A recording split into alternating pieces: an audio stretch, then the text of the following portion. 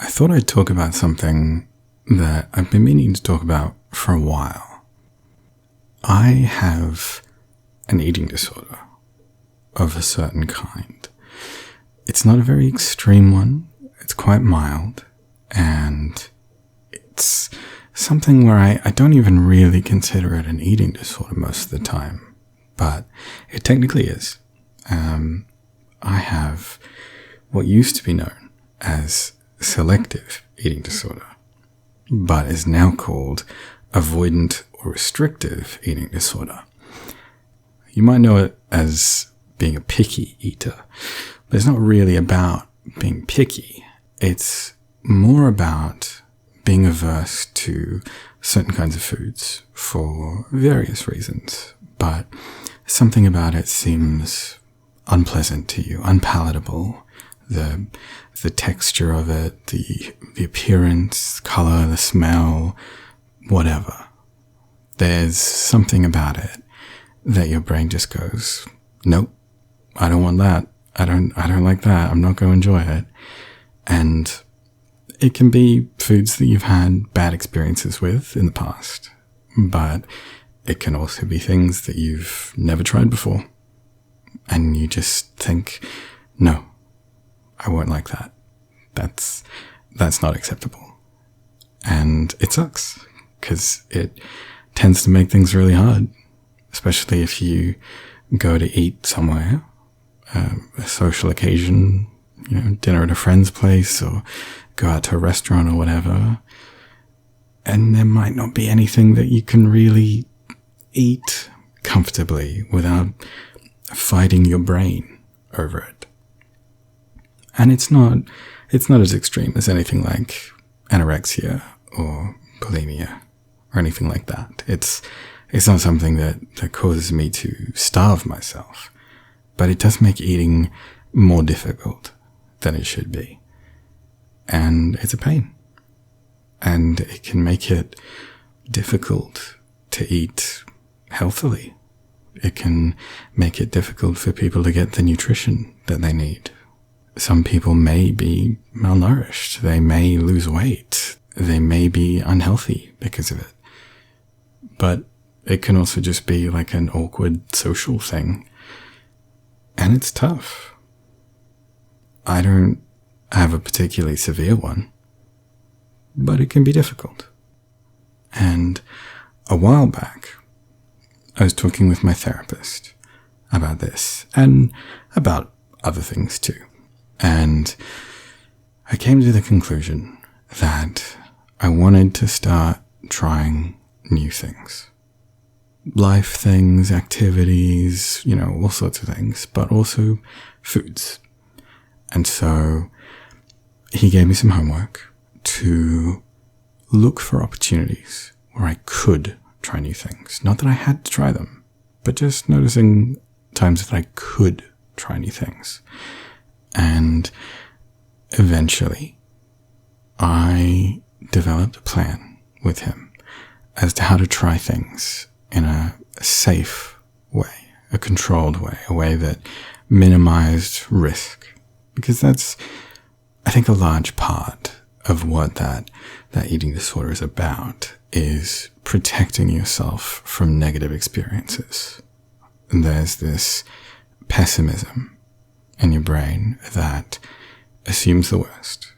It takes limited information and makes a judgment call of this is not going to be a positive experience. And naturally, we want to avoid unpleasant experiences. That it makes sense, right? If there's like a really difficult journey that you have to make through a mountain pass and trekking through a swamp, or there's like a really nice, easy paved road, you're going to take the paved road. So, likewise, when presented with the opportunity to eat things that I knew were going to be pleasant and good experiences, I'd take those. And if I was presented with something that my brain thought was going to be a negative experience, I probably wouldn't try it.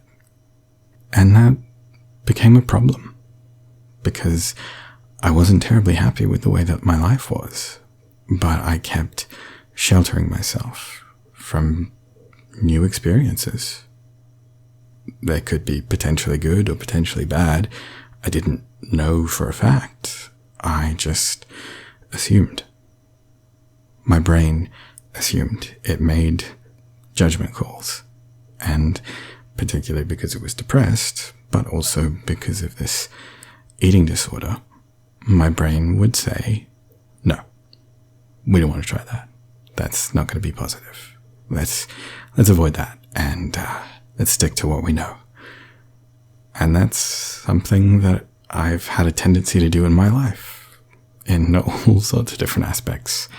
I stayed put in jobs that I wasn't happy with because it was safer. Better the devil you know, I guess. I stayed in a university course that I wasn't happy in because I didn't know what else I'd do. And I didn't really want to have to confront that prospect. But the problem is that if you're not happy, change is what you need. And that change might be bad. It might make things worse. But it might also make things better. And if you don't change, and things aren't going to get better. And that risk, in general, is worth taking. Obviously, it varies. You naturally need to assess risk versus reward, and see whether you think that change is going to be worthwhile. But my brain, particularly when it comes to food, is very risk averse. And so I worked with my therapist to come up with a plan of how to try new foods in ways that had very little risk. I wouldn't just try something brand new entirely. That was the only thing that I'd sit down and eat. And if I hated it, I had to commit to the whole thing, and I had to eat all of it and suffer through it, and it was terrible, or else I'd have to throw it away, and then I wouldn't have dinner, and then I'd go to bed hungry or something. So instead, what I did was I tried a little bit of something along with something that I knew I liked. And if I didn't like that thing, that was okay. And I found that me not liking a food wasn't that bad. It wasn't. I may not have enjoyed that food, but it wasn't a horrible experience. I wasn't put through the horrors of war or something like that. It was just a food, and I tried it, and I went, I don't really like the texture of this food, or that doesn't really taste that great to me. And that was fine. And that was it. If I didn't like it, I would just say, okay, I tried it. Now back to this thing that I know I do like. And also, I found that even though it might be a slightly negative experience, trying a food I didn't like, overall it was actually really positive because I learned something about myself. And I accomplished something. I achieved something. I confronted something that I wasn't really sure about. I wouldn't go so far as to call it a fear, but I guess I kind of confronted my fears. I challenged my preconceptions, and I found out something about myself. I found out something about the world. I found out, I don't really like that food. And it became a known quantity, rather than an assumption, a thing of, I don't think I like that food, and I don't want to try it. I just tried it, and I found, you know what, that's not so bad, but it's not really for me. It's not something that I would actively choose to have, but it's fine. I tried a thing, and I found that I didn't like it, but now I know. And I tried a new thing. I accomplished something, and that made me feel good. I felt proud of myself for that. And, I found a lot of the things I tried, I didn't really like them that much. And that was okay. That was fine. The goal was not to like food. It wasn't to have a positive experience. It was just to try something. And in trying something, I learned something about myself, and that felt good. One of the things that I tried, it might have even been the first thing that I tried, was barbecue sauce. And as a kid growing up in Australia, you have a lot of barbecues. There's a lot of sausage sizzles where, typically in a public place somewhere, someone will have a barbecue and they will cook sausages, typically beef sausages, and they will sell them for like $1 or $2. You get a slice of bread with a sausage, maybe some onions if you want onions, and then you can put your choice of sauces. And typically, as a standard, they will have barbecue sauce or brown sauce, and they will have tomato sauce, also known as ketchup. And I liked ketchup. I like tomato sauce. That's what I would have on my sausage sandwiches. And I always saw barbecue sauce. Saw it all the time. Never tried it once. Just didn't even think that I would like it. I had assumptions about it. Maybe based on smell, maybe based on the color of the bottle, the color of the sauce. I don't even know. Maybe the name, barbecue sauce. Maybe that's what it was. I couldn't tell you. But I had an assumption about what I thought it was going to be like. I thought it was going to be hot and spicy. And I didn't think I'd like it.